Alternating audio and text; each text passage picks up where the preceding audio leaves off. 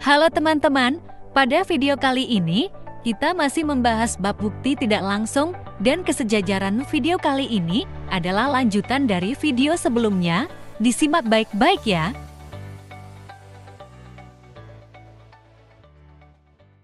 Kita sudah membahas mengenai pembuktian langsung dan tidak langsung, namun untuk mendukung pembuktian langsung dan tidak langsung nantinya, ada beberapa definisi dan dalil yang harus kalian pahami. Pertama, mari kita bahas tentang dua garis sejajar. Dua garis dikatakan sejajar jika keduanya terletak dalam bidang yang sama dan tidak pernah saling berpotongan. Dengan kata lain, meskipun diperpanjang terus-menerus, kedua garis ini tidak akan pernah bertemu. Contohnya garis A dan garis B berikut yang merupakan garis sejajar. Selanjutnya, kita perlu memahami konsep transversal. Transversal adalah sebuah garis yang memotong dua garis lain pada titik yang berbeda. Ketika sebuah transversal memotong dua garis sejajar, berbagai jenis sudut terbentuk yang dapat kita gunakan dalam pembuktian.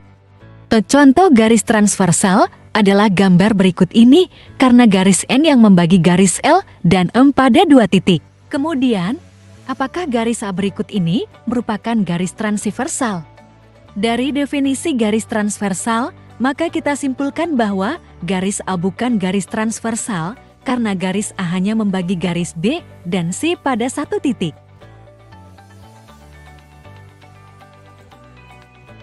Kita akan membahas bagaimana posisi titik A pada transversal dapat memengaruhi urutan titik-titik yang terbentuk dan pengaruhnya terhadap dua garis sejajar yang dipotong oleh transversal. Jika diketahui suatu transversal L terhadap dua garis M dan N yang memotong titik P dan Q selanjutnya ditentukan titik I pada garis L, maka untuk ketiga titik A, P, dan Q didapat urutan APQ, AQP, atau PAQ. Jika urutan titik adalah APQ atau AQP, titik A terletak di daerah luar terhadap dua garis sejajar M dan N. Ini berarti titik A berada di luar rentang yang dibatasi oleh kedua garis sejajar dan transversal yang memotongnya. Jika urutan titik adalah PAQ, titik A terletak di daerah dalam terhadap dua garis sejajar M dan N. Ini berarti titik A berada di antara kedua garis sejajar dalam jarak yang dibatasi oleh kedua garis tersebut. Kita akan membahas konsep dua sudut dalam berseberangan yang merupakan konsep penting dalam geometri ketika kita bekerja dengan garis sejajar dan transversal. Dua sudut dalam berseberangan adalah dua sudut yang dibentuk oleh sebuah transversal yang memotong dua garis sejajar. Ciri utama dari sudut-sudut ini adalah: 1. Kedua sudut tersebut terletak di daerah dalam.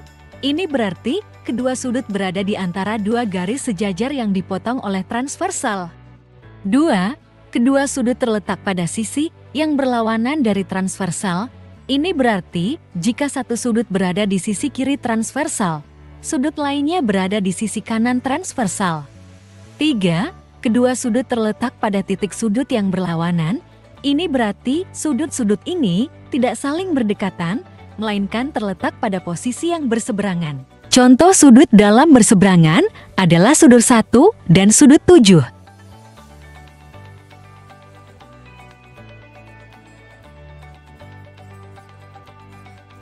Dua sudut luar berseberangan adalah dua sudut yang dibentuk oleh sebuah transversal yang memotong dua garis sejajar. Ciri-ciri dari sudut-sudut ini adalah: keduanya terletak di daerah luar. Ini berarti kedua sudut berada di luar area yang dibatasi oleh dua garis sejajar yang dipotong oleh transversal. Keduanya terletak pada sisi yang berlawanan dari transversal. Ini berarti jika satu sudut berada di sisi kiri transversal, sudut lainnya berada di sisi kanan transversal. Keduanya terletak pada titik sudut yang berlainan. Ini berarti sudut-sudut ini tidak saling berdekatan dan terletak pada posisi yang berlawanan dari transversal. Contohnya sudut 3 dan sudut 6. Dua sudut sehadap adalah dua sudut yang dibentuk oleh sebuah transversal yang memotong dua garis sejajar.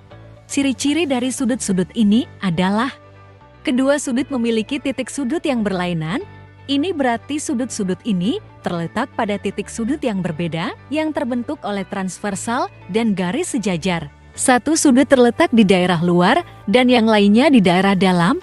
Ini berarti salah satu sudut berada di luar area yang dibatasi oleh dua garis sejajar, sementara sudut lainnya berada di dalam area tersebut. Keduanya terletak pada pihak yang sama terhadap transversal. Ini berarti jika satu sudut terletak di sisi kiri transversal, sudut lainnya juga terletak di sisi kiri transversal. Contohnya sudut 1 dan sudut 5.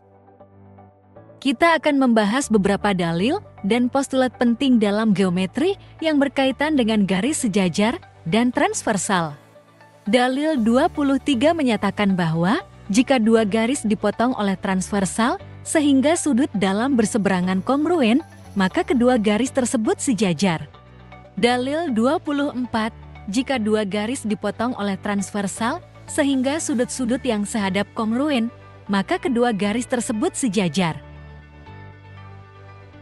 Kemudian, kita lanjut ke dalil 25 yang menyatakan jika dua garis dipotong transversal sedemikian sudut-sudut berseberangan luarnya, maka kedua garis itu sejajar. Dalil 26, jika dua garis tegak lurus pada garis yang sama, maka kedua garis tersebut sejajar. Selain itu, ada postulat 25 yang menyatakan bahwa melalui sebuah titik yang tidak terletak pada suatu garis, hanya ada satu garis yang sejajar dengan garis tersebut. Kita lanjutkan pembahasan kita ke dalil 27 yang menyatakan bahwa jika dua garis sejajar dipotong oleh transversal, maka sudut berseberangan dalamnya kongruen. Dalil 28, jika dua garis sejajar dipotong oleh transversal, maka sudut-sudut sehadapnya kongruen. Dalil 29, jika dua garis sejajar dipotong oleh transversal, maka sudut-sudut berseberangan luarnya kongruen. Selanjutnya dalil 30, jika dua garis sejajar pada garis yang sama, maka kedua garis tersebut sejajar. Dalil 31, jika suatu garis tegak lurus pada salah satu dari dua garis sejajar, maka garis tersebut tegak lurus pada garis yang lain. Dalil 32, pada suatu titik yang terletak pada suatu garis yang diketahui, terdapat satu dan hanya satu garis yang tegak lurus pada garis yang diketahui. Dalil terakhir adalah dalil 33, dari suatu titik yang tidak terletak pada suatu garis, ada satu dan hanya satu garis yang tegak lurus pada garis itu. Kita telah membahas berbagai dalil dan postulat penting dalam geometri yang berkaitan dengan pembuktian langsung dan tidak langsung, garis sejajar, dan transversal. Jangan lupa untuk terus berlatih dan menerapkan apa yang telah kita pelajari dalam berbagai masalah geometri. Jika ada pertanyaan atau membutuhkan penjelasan lebih lanjut, jangan ragu bertanya. Terima kasih telah mengikuti video ini. Sampai jumpa di video berikutnya dan selamat belajar.